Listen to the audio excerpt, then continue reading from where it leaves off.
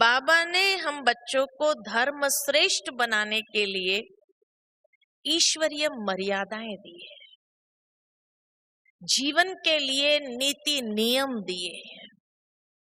ये नीति नियम ईश्वरीय मर्यादाएं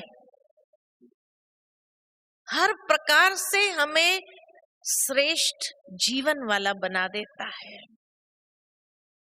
श्रेष्ठ कर्म युक्त हमारा जीवन हो जाता है। आप ईश्वरीय मर्यादाओं के हिसाब से चलो, क्योंकि बाबा हम बच्चों को कहते, बच्चे तुम देवता बनने वाले हो। कितनी रॉयल्टी होनी चाहिए, बात करने की सभ्यता होनी चाहिए। ईश्वरीय मर्यादा हमें सभ्यता युक्त बनाता है। ये ईश्वरीय मर्यादाएं हमें हर रीति से सेफ रखता है।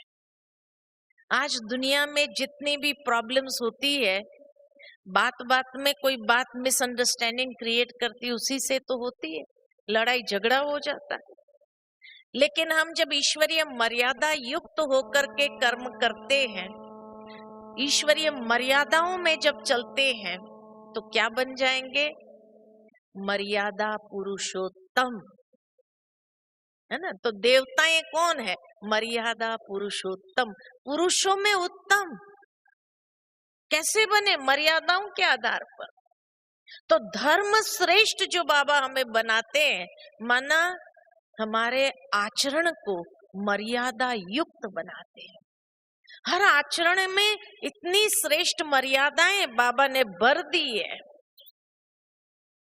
उठना कैसे, बात कैसे करना, चलना कैसे, देखना कैसे, हाँ, हर बात की मर्यादा है। दृष्टि की मर्यादा, बोल की मर्यादा, कर्म की मर्यादा, व्यवहार की मर्यादा, हर बात की तो मर्यादा बाबा ने दी है। तभी तो हम मर्यादा पुरुषोत्तम बनेंगे, नहीं तो कैसे बनेंगे। इसीलिए कहा कि धर्म श्रेष्ठ बनना या कर्म श्रेष्ठ जीवन तब बनता है, आपस में बहुत गहरा कनेक्शन धर्म का और कर्म का, कि जब हमारा हर कर्म ईश्वरीय मर्यादा युक्त होता है, ईश्वरीय नीति नियम के हिसाब से होता है, तो ये मर्यादाएं हमें अपने आप भीड़ में भी अलग महसूस करा देती है। जो कई लोग देखने वाले, भले कई कंपनी में काम करते, कई जगह पर काम करते, संगठन के बीच में काम करते, तो भी क्या कहते हैं? जो बीकेस में जाते हैं ना, उनके चेहरे से ही बता सकते ये नॉर्मल व्यक्ति नहीं है, ये कोई दिव्य पर्सनालिटी है। क्यों? क्योंकि उसकी मर्यादाएं ऐसी है। जिसको बाबा कहे सभ्यता,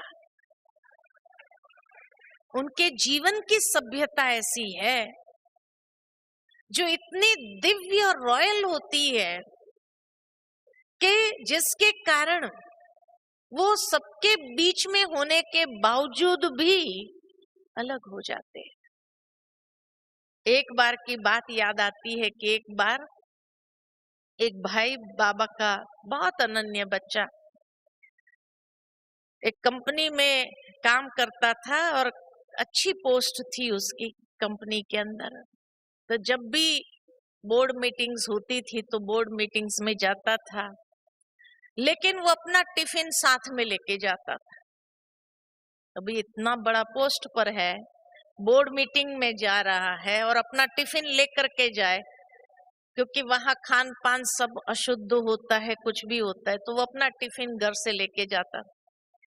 पहले तो लोग हंसते थे उसके ऊपर, क्या टिफिन लेकर आते हो, यहाँ का भोजन एंजॉय करो, ये करो वो करो। कहता नहीं, आप लोग करो, मुझे अपना टिफिन ही, क्योंकि मेरे कुछ रिस्ट्रिक्शंस है भोजन में, इसीलिए मुझे युक्ति से चलता था कि मेरी रिस्ट्रिक्शंस है मेरे शरीर के हिसाब से, इसीलिए मैं अपना। तो लोग उसको कोऑपरेट करते थे, क्या अच्छी बात है, चलो आपकी तबीयत के हिसाब से कोई रिस्ट्रिक्शन होगी तो इसीलिए। फिर धीरे धीरे लोगों को पता चला कि ये बीके हैं, तो बीके हैं, अच्छा इसीलिए आप नहीं खाते हैं। फिर उसने कहा कि एक बार कंपनी के अंदर बहुत बड़ा कुछ पैसे का घोटाला हुआ। पैसे का जब घोटाला हुआ तो बोर्ड मीटिंग में उसका नाम आया भाई, तो वो भी बैठा था। और जब उसके ऊपर इल्जाम आने लगे कि ये व्यक्ति ने ही कुछ घोटाला किया है, पैसा खाया है, ऐसा उस मीटिंग में डिस्कस होने लगा। सबकी बात जो एमडी था, सीईओ था, वो सुन रहे थे, सबकी बात सुन रहे थे। इस व्यक्ति का चेहरा भी देख रहे थे। वो बाबा को याद कर रहा था कि बाबा आप तो जानते हैं मैंने तो कोई ऐसा कर्म नहीं किया है, पता नहीं ये मेरे ऊपर इल्जाम कहाँ से आ रहे हैं। सारे लोगों की बात सुनने के बाद वो सीईओ ने क्या कहा पता है? अरे ये हमारे पास भोजन नहीं खाता है, वो पैसा क्या खाएगा? ये यहाँ का एक कप चाय नहीं पीता है, ये पैसा क्या खाएगा? इसके जीवन की धारणाएं देखो, इसकी जीवन की धारणाएं इतनी ऊंची है, ये पैसा कभी खा नहीं सकता है। ये सारे जो इल्जाम आप लगा रहे हैं ये गलत है। वो बाबा को इतना अंदर से थैंक्स कर रहा था और आकर के उसने अपना एक्सपीरियंस सुनाया कि वो सीईओ और जो फिर बाद में सभी ने माना कि हाँ ये बात तो सही है, पैसा क्या खाएगा जब चाय नहीं पीता है, खाना नहीं खाता है यहाँ का। हाँ, हम लोग तो सारा यहाँ का खाना एंजॉय करने के हिसाब से हर मीटिंग में आते हैं। ये मीटिंग में आता है, ये अपना टिफिन खुद लाता है, जब यहाँ का ये खाना नहीं खाता है तो पैसा क्या खाएगा?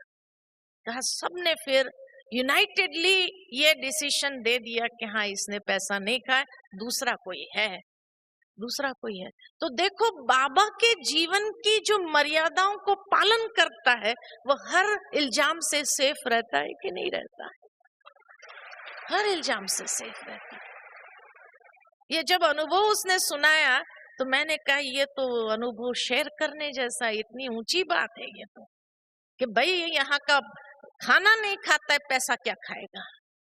तो उसके प्रति हर एक का रिस्पेक्ट इतना बढ़ गया कि अंत तक भी जब रिटायरमेंट लेने का समय आया तभी भी कंपनी ने उसको ऑफर किया कि आप लेना चाहते हैं तो कोई बात नहीं, लेकिन हम आपको देना नहीं चाहते। इतना रिस्पेक्ट बाबा के बच्चों के प्रति, इतना रिस्पेक्ट बढ़ जाता है समाज के अंदर। तो इसीलिए बाबा ने जो मर्यादाएं हमें दी है, ये मर्यादाएं क्या बनाती है?